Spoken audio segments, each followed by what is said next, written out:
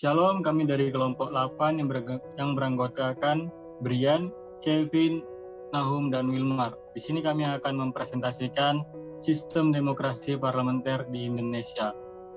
Pertama, pengertian sistem demokrasi parlementer yang akan dijelaskan oleh Kevin. Apa itu demokrasi parlementer?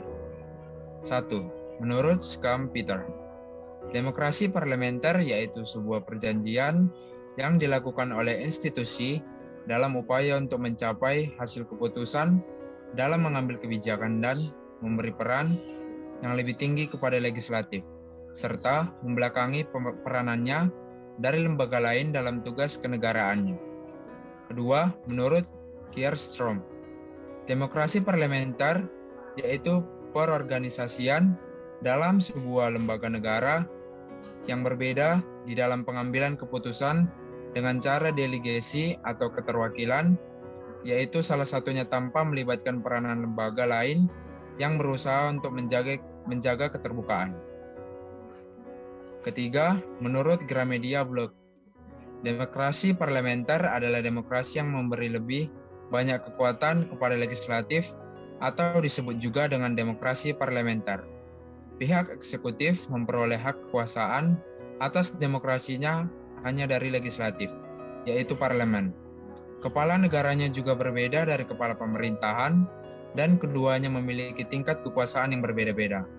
Dan yang terakhir menurut Wikipedia, demokrasi parlementer adalah sistem pemerintahan yang parlemennya memiliki peranan penting dalam pemerintahan. Dalam hal ini, parlemen memiliki wewenang dalam mengangkat Perdana Menteri, dan parlemen pun dapat menjatuhkan pemerintahan, yaitu dengan cara mengeluarkan semacam mosi tidak percaya. Oke, selanjutnya ciri-ciri demokrasi parlementer yang akan dijelaskan oleh Wilmar. Ciri-ciri demokrasi parlementer bersumber dari Tirto ID. Ciri-ciri demokrasi parlementer yaitu 1. Pemerintahan dipimpin oleh Perdana Menteri dan Presiden atau Raja berperan sebagai kepala negara. Yang kedua, yaitu lembaga eksekutif, Presiden dipilih oleh lembaga legislatif. Lalu, Raja dipilih berdasarkan peraturan atau undang-undang. Yang ketiga, Perdana Menteri punya hak istimewa, prerogatif, yang bisa mengangkat dan menurunkan menteri. Yang keempat, Menteri terbatas tanggung jawabnya pada lembaga legislatif. Yang kelima, eksekutif bertanggung jawab atas kekuasaan legislatif. Yang keenam, lembaga legislatif bisa menurunkan lembaga eksekutif. Yang ketujuh, parlemen dianggap penguasa utama negara. Oke, selanjutnya kelebihan dan kekurangan sistem demokrasi parlementer akan dijelaskan oleh Nahum. Kelebihan demokrasi parlementer bersumber dari kabar.com. Kelebihannya yaitu bertanggung jawab dalam pembentuk dan juga dalam melaksanakan kebijakan publik jelas tertera. Dalam penerimaan keputusan lebih sedikit memakan waktu. Hal tersebut dapat diambil di atas parlemen yang notabene beranggotakan banyak. Yang ketiga, dengan menyesuaikan adanya berbagai pendapat di dalam eksekutif dan legislatif, sehingga dapat memperoleh suatu kebijakan yang segera diputuskan. Dalam kasus ini, disebabkan oleh antara kedua lembaga tersebut yang mana berawal dari satu partai yang sama. Dengan adanya pengawasan yang intensif yang dilakukan oleh parlemen sehingga mengakibatkan kabinet dapat lebih waspada dalam melaksanakan sistem pemerintahan. Yang terakhir yaitu adalah kekurangan demokrasi parlementer. Bersumber dari tirto.id. Kekurangannya sebagai berikut.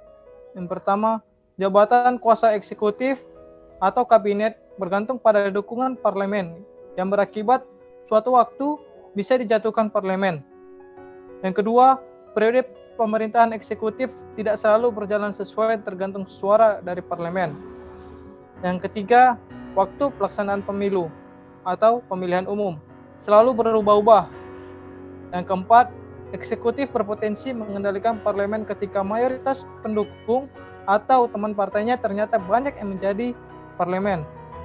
Yang kelima, parlemen dijadikan wadah kaderisasi para calon eksekutif. Mereka dimanfaatkan untuk mengisi jabatan eksekutif dan menteri dengan pengalamannya selama parlemen. Oke, selanjutnya saya akan menjelaskan sistem demokrasi parlementer di Indonesia. Pada periode antara tahun 1950 sampai 1959, dalam sejarah Indonesia disebut sebagai sistem demokrasi parlementer yang memperlihatkan semangat belajar berdemokrasi. Demokrasi parlementer biasa disebut juga demokrasi liberal. Saya akan menjelaskan kondisi politik pada masa demokrasi parlementer dan kondisi ekonomi pada masa demokrasi parlementer. Yang pertama yaitu kondisi politik. Di masa demokrasi parlementer, ada 7 kabinet yang memegang pemerintahan, yaitu antara lain Kabinet Natsir, Kabinet Sukiman, Kabinet Wilopo, Kabinet Ali I, Kabinet Burhanuddin, Kabinet Ali II, dan Kabinet Juanda. Pada era ini, Presiden hanya berperan sebagai lambang kesatuan saja. Pada masa ini juga banyak terjadi kendala yang mengakibatkan seringnya bergonta-ganti kabinet. Penyebab seringnya terjadi pergantian kabinet adalah adanya perbedaan pendapat di antara partai-partai yang tidak pernah terselesaikan dengan baik. Di era ini pernah terjadi